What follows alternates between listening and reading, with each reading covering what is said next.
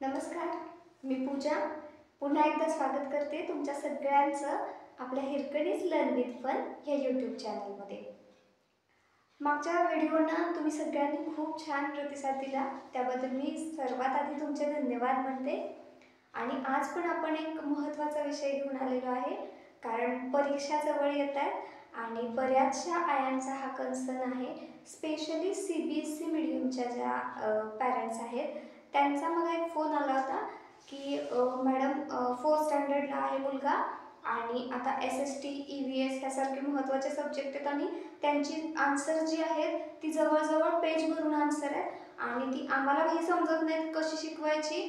आणि शिकलेली असली तरी मुलांना ते पाठ करायला लर्न करायला अवघड जाते. काहीतरी ट्रिक सांगा की आम्हाला मुलांना शिकवायला सोपं पडेल किंवा मुलांना पाठ करायला सोपं पडेल. ॲक्च्युली मी क्लासमध्ये शिकवताना पण मुलांना त्याच पद्धतीने शिकवते आणि आता एक्झामच्या वेळी जेव्हा आन्सर लर्न करायचे तेव्हा सुद्धा मुलांनी हीच ट्रिक वापरावी असं माझं मत आहे. मग ही ट्रिक काय आहे हे मी तुम्हाला छोट्याशा एका व्हिडिओमधून दाखवणार आहे.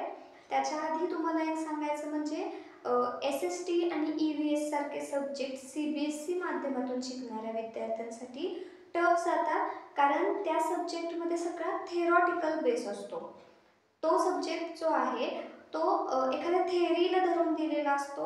मग त्याच्यामध्ये आपल्याला काय बघावं लागतं तर वेगवेगळे टाईप्स बघावे लागतात किंवा त्याच्यामध्ये एक्झाम्पल्स आपल्याला लर्न करावे लागतात. मग अशा वेळी काय करायचं तर प्रत्येक क्वेश्चनचा आन्सर आपल्याला पाठ करून किंवा रट्टा मारून लिहिणं शक्य नसतं आणि मुलं त्यालाच कंटाळतात आणि त्याच सब्जेक्टमध्ये मुलांचा स्कोअर जो आहे तो कमी येतो. आणि सेमिस्टरमध्ये मुलांना चॅप्टर जे आहेत ते ऑलमोस्ट फर्स्टपासून ते 6-7 SSTचे तर 10 चॅप्टरसुद्धा असतात. मग प्रत्येक चॅप्टरचे एवढे मोठे मोठे क्वेश्चन्स लर्न करायचे ह्या मुलांसाठी आणि त्याच्यापेक्षा जास्त पालकांसाठी एक खूप मोठा प्रॉब्लेम होऊन बसतो.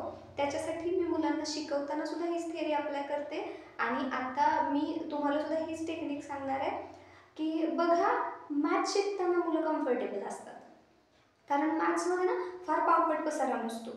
त्याच्यामध्ये मुलांना बेसिक स्टेप वाईज जायचं आहे, पण एक स्टेप जरी चुकली तरी मार्क्स पूर्ण 0. मग आपल्याला काय करायचं आहे की ह्या मॅथ्सच्या ज्या स्टेप्स आहेत ह्याच स्टेप्स आपल्याला थेरॉटिकल सब्जेक्ट्समध्ये सुद्धा अप्लाय करायच्या आहेत. मग त्या कशा की एखादा जर टॉपिक घेतला, मी मुलांना शिकवताना सुद्धा एखादा टॉपिक जर घेतला तर त्याच्यामध्ये सुद्धा स्टेप तयार करायच्या, चेन तयार करायची. जसं केमिस्ट्रीमध्ये काय असतात, चेन सायकल्स असतात. लाईफ सायकल सुद्धा कशी असते, चेनमध्ये असते. तर ह्या चेनमधून गेल्यानंतर काय होतं की पॉईंट वाईज मुद्दे जे आहेत ते फक्त तुम्हाला पॉईंटमध्ये डिनोट करावे लागतात आणि मग 3rd, 4th, 5thची मुलं जी आहेत ती ओन सेंटेन्स रायटिंग करू शकतात, म्हणजे केलंच पाहिजे त्यांनी. तर त्यामुळं काय होतं की आपण एक कीवर्ड त्यांना जर दिलेला असेल त्या चेनमध्ये तर त्या कीवर्डच्या आधारे त्याच्या बेसिसवरती ती मुलं काय करतात, एक सेंटेन्स तयार करू शकतात. मग त्यासाठी पाठांतराची गरज लागत नाही. त्याचा एक फ्लो चार्ट तयार करायला मुलांना शिकवायचा. एखादा क्वेश्चन घेतला की त्याचा काय करायचा, फ्लो चार्ट तयार करायचा. त्यातला कीवर्ड आपल्याला कळायला पाहिजे. एखादी डेफिनेशन असेल तर डेफिनेशनचा कीवर्ड आपल्याला कळला पाहिजे. त्यानुसार मुलं उत्तर तयार करू शकतात. फॉर एक्झाम्पल आपण एक एक्झाम्पल घेऊया, फोटोसिंथेसिस. बऱ्याच 3rd, 4th, 5th स्टँडर्डमध्ये फोटोसिंथेसिसची प्रोसेस आहे. मग फोटोसिंथेसिस म्हणजे काय, मग त्याच्या स्टेपमध्ये तुम्हाला काय काय लागतं. फोटोसिंथेसिस कुणामध्ये होतं, प्लांटमध्ये होतं, बरोबर. मग प्लांटमध्ये फोटोसिंथेसिस करताना काय काय लागतात पॉईंट्स, सनलाईट लागते पहिला, त्यानंतर प्लांटला लीव्स पाहिजेत, त्याच्याबरोबर काय लागणार, कार्बन डायऑक्साईड लागणार, वॉटर लागणार आहे.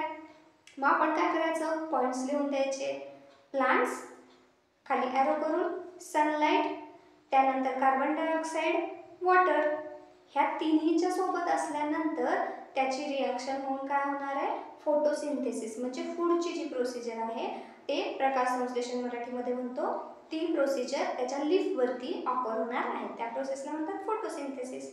मग हे जर तुम्ही स्टेप वाईज गेला तर मुलांना इझिली समजतं, पण हे जर तुम्ही थेरॉटिकली देत बसला तर मुलं काय करतात, कंटाळून जातात. पाठ करायला, रट्टा मारायला अजिबात मुलांना आवडत नाही. बघा, 3rd स्टँडर्ड CBSE बोर्डचा हा टॉपिक आहे SST ह्या सब्जेक्टचा, सेलिब्रेटिंग फेस्टिवल्स. मग आता सेलिब्रेटिंग फेस्टिवल्समध्ये क्वेश्चन जो आहे, फर्स्ट क्वेश्चन आहे, what are types of festivals and explain it all. बघा, बुकमध्ये जर बघायला गेला तर ह्या क्वेश्चनचा जे आन्सर आहे ते 2 पेजेसचा आन्सर आहे आणि हे 2 पेजेसचा आन्सर आपण ह्या चेन फॉर्मॅटमध्ये किती इझिली लर्न करू शकतो. टाइप्स ऑफ फेस्टिवल किती आहेत? 3 लिहून टाकायचे. 3 तिथं. पहिला आहे national festival, second religious festival and third one is harvest festival. आता बघा, इथं आपल्याला एक्सप्लेन करायचं नाही. इथं मुलांना ऑलरेडी लेसन शिकवलेला आहे, फक्त तुम्हाला आन्सर लर्न करायचं आहे. मग नॅशनल फेस्टिवल डेफिनेशन कशी तयार करणार? Celebrated by the citizens of the country. बस एवढं लिहिलं की मुलं त्याचे डेफिनेशन लिहू शकतात. त्यानंतर नॅशनल फेस्टिवलचे किती टाईप्स आहेत किंवा कोणते कोणते नॅशनल फेस्टिवल्स आहेत? Independence day 15 August, Republic day 26 January and Gandhi Jayanti 2 October. बघा, इथंच क्लिअर झालेलं आहे. हे 3च नॅशनल फेस्टिवल दिलेले आहेत बुकमध्ये. त्यानंतर सेकंड जो फेस्टिवल आहे रिलिजियस फेस्टिवल, म्हणजे धार्मिक उत्सव. कोणाकडून सेलिब्रेट केले जातात? Definition celebrated by the people of different religions. मग कोणते कोणते आहेत? Diwali, Holi, Eid, Christmas, Gurpurab and Durga Puja. Third harvest festival, म्हणजे शेतीशी रिलेटेड जे आहेत ते उत्सव. मग कोणते कोणते? त्याची डेफिनेशन पहिली बघितली पाहिजे. Celebrations that mark the time when crops are harvested. जेव्हा पीक उगवलेलं असतं त्यावेळी हे सगळे सण काय केले जातात? साजरे केले जातात. आता हे देशाच्या कोणत्या कोणत्या भागात केले जातात? इथं पण आपण ट्विस्ट आणलेला आहे. तर आपण जे स्टेटचे नेम्स आहेत हे आपण शॉर्टमध्ये वापरायचे. TN म्हणजे तमिळनाडू, PJ म्हणजे पंजाब, KE म्हणजे केरला. मग TN म्हणजे तमिळनाडूमध्ये कोणता सेलिब्रेट केला जातो हार्वेस्ट फेस्टिवल? पोंगल. पंजाबमध्ये कोणता सेलिब्रेट केला जातो? बैसाखी. आणि केरळामध्ये कोणता साजरा केला जातो? ओणम.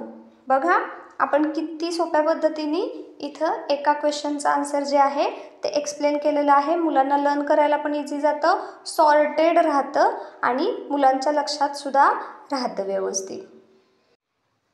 हा व्हिडिओ जर आवडला असेल आणि माहितीपूर्ण वाटला असेल तर तुमच्या मुलांसाठी नक्की अप्लाय करा आणि आवडला तर चॅनलला सबस्क्राईब करा, लाईक करा आणि शेअर नक्की करा, जेणेकरून बाकीच्या पालकांपर्यंत सुद्धा ह्या टेक्निक किंवा ट्रिक्स पोहोचू शकतील. आणि अशाच नवीन नवीन मुलांच्या प्रॉब्लेमशी रिलेटेड व्हिडिओसाठी आपल्या चॅनलला नक्की रोज व्हिजिट करत चला, नवीन व्हिडिओज बघत चला.